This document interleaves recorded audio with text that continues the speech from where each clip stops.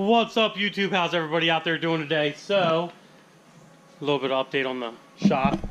Turbo Corvette coming along really well. We have good old Maxwell House doing something here. I don't know what he's doing. But I have a little update on the Dirty Max, which is sitting out there in front of this damn ZL1. We have another ZL1 here that we need to work on. We just have a lot of work. It's fucking crazy. So we have a little update on the truck. Now, as you guys know, I just got done building the transmission in the Dirty Max. And I started thinking about it. I was like, you know what? You know, I put all this money into my transmission, my Allison 1000 transmission for my Dirty Max. I was like, you know, I better do something about the cooling. And I was thinking about doing like a bigger oil pan and maybe like an ATS pan for the transmission. I'm not really sure yet. Maybe I could put a bigger cooler on the front of the radiator to help keep the transmission cooler. After doing a little bit of research, I found a place, I forget what the transmission company is, down in California, but they sell what's called the Mike L transmission cooler. I contacted those guys and they were like, oh yeah, you know, we make this cooler, it's for the LB7s and all the other Duramaxes, and it'll drop temperatures 20, 30 degrees or something of that nature. And they were like, we can't, you know, have one built for a few days. A company by the name of PPE does have them in stock and ready to ship. So I went over to their website and I picked one up for a really good price, so I can't complain. But here it is, guys.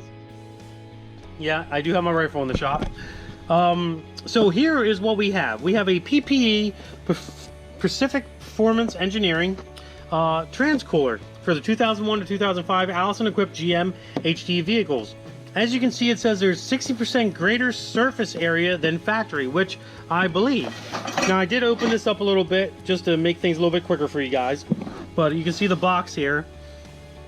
Factory retainer clip, color indicates application. We do have the 124 06 0000 for 2001-2003 cooler connectors with orange retaining clips. We do have those. What else do we have on this box? Here's a little picture of the cooler. We got some bolts, we got some brackets, all this other fun stuff. So let's open it up and take a look. And maybe some of you guys out there might have seen this before. I don't know. So we have this one bracket here. Not really sure where that goes. Oh, by the way, I already had the instructions out. And you know what we do with instruction, guys? That's what we do with instructions. We have our bolts here. We have a bracket, another bracket, and then we have our cooler, which I'm going to compare this to the stock cooler once I get the grill off, but this cooler is like twice the size of the stock cooler that's in the truck right now. Alright guys, so some of the tools that you're going to need to take the front grill off of a 2001 GMC is you're going to need an extension with a 10mm on it. You're going to need a flathead screwdriver. You're also going to need a Phillips head screwdriver, and you're also going to need a 10mm wrench as well, just to keep that in mind. I already got all the push pins out of this top part, so we're just literally going to pick this up and put this out of the way. And then basically what we have is we have these guys right here, which are easy enough. You just take your Phillips head screwdriver. They kind of are finicky sometimes, but you just loosen them up like so, and they should come out. We'll put that up in there. We'll take our 10mm. This is the 10mm bolt that needs to come out of here. This is a real simple install by the looks of it. I don't think this is really going to be that crazy. Put that right there. Now, I do have these lights in the front, these bright LED lights that I got at Advanced Auto that I bolted down. Basically, what I'm going to do is on a regular truck, you can just take the grill out and you'll be fine. But on this truck, I'm going to probably have to take the grill out, and I can't remember. Yeah, if you look down here, I have some wires right here, these guys right there. So basically I'll just disconnect these wires and then plug them back in again. These popped out on the side. They're just little push pins. We have my front lights disconnected, which here's the plugs for that. There's little isolated, there's little plugs like that, you know. That way these lights come out with the grill, and basically that's popped out, and basically all we do is bam, sit that guy on the ground over here somewhere out of our way. That way she doesn't mess with us anymore. And right now here is our transmission cooler. Obviously, as you can tell, this transmission cooler is not very big. I'm going to go get the new transmission cooler and show you a comparison of just how small this is compared to the new one. There you go, guys. This thing, it's heavy, so I don't want to pick it up because it is kind of heavy, but this is the new cooler and that's the old cooler. You can see the size difference is just ridiculous. It's almost double the size of what the stock transmission cooler is on these Duramaxes. Oh my god, it's like falling down. I mean, this thing's huge. Ah, let's get a better picture of it. Aftermarket, stock. Aftermarket, stock. That's a crazy difference in size comparison. This is going to really make a difference on cooling my transmission fluid and keeping it cool on this freshly built transmission. So let's set the camera up and we're going to start installing this guy. You got your cooler here, you got your pieces back on, and that basically goes up behind here. Now what we'll do is we'll get our bolts and put one up behind here.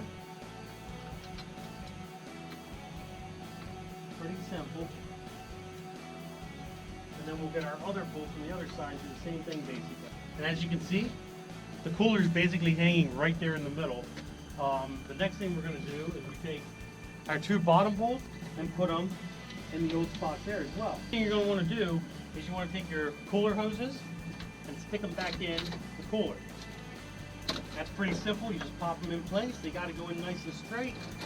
This one, the thing is, these lines have to go in really, really straight. If they get cocked in any way, shape, or form, they'll just be more of a pain in the ass to get in. And this one here is causing me a little bit of an issue. Here, I'll show you guys. So if you look at this one here, you still see a little lip.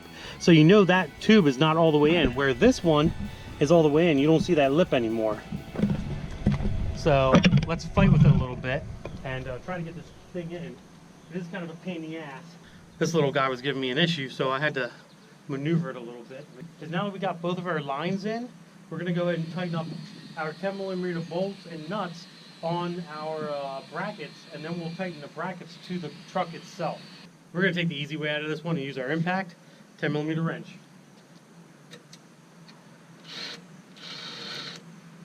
Fuck me. Alright guys, well I goofed up. I thought it was a 10mm on these nuts and bolts here. They're not. They're 11mm. So grab yourself an 11mm and an 11mm wrench.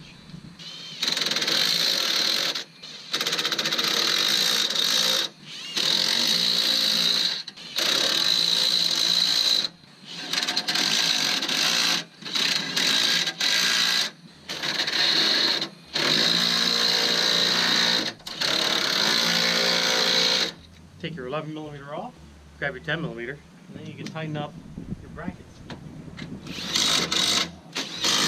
to the truck.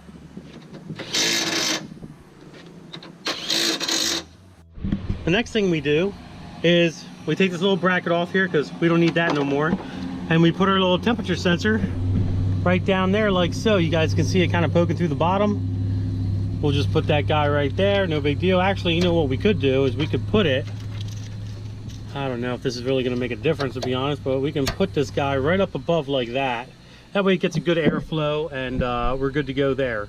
So now that we have our lines connected and everything's nice and tight and secure, we're going to spray it down, make it look pretty, and then we're going to top the fluid off and run the truck with the grill off to make sure there's no leaks and to make sure that you know, the cooler's full and the transmission's full and all that other stuff.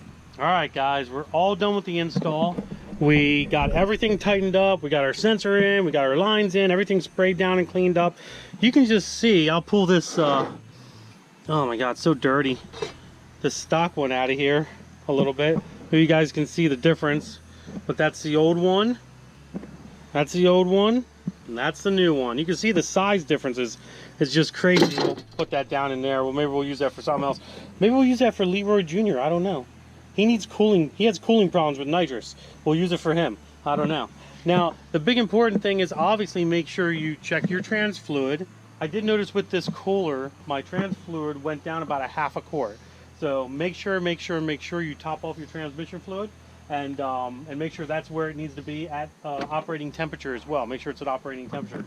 But as of right now, I'm pretty happy with how this cooler looks, how it's a very nice direct bolt-in setup. It's not, you don't have to fabricate brackets or anything of that nature. It's actually pretty cool. I like the way it sits in here. It's nice and tight. Had the truck running for a little bit. I am going to take it for a test drive here to make sure everything's good to go. But we definitely have to put our front grille back on. So we're going to hurry up and do that. I'll be driving her around, and I'll probably give you an update in some later videos. I do have other modifications coming for the truck. They should be here by the end of the month. So I'll have some, and you guys have been asking for me to do this stuff to the truck. So I figured, you know what, why not? I'll spend a couple $100, get these parts and install them for you. So I do have some new stuff coming for the truck that I will be installing as well. So keep an eye out for those videos. Other than that, guys, a big shout out for, you know, to PPE for sending me this, you know, cooler and easy installation and all that other stuff. Other than that, guys, if you liked the video, give it a big thumbs up.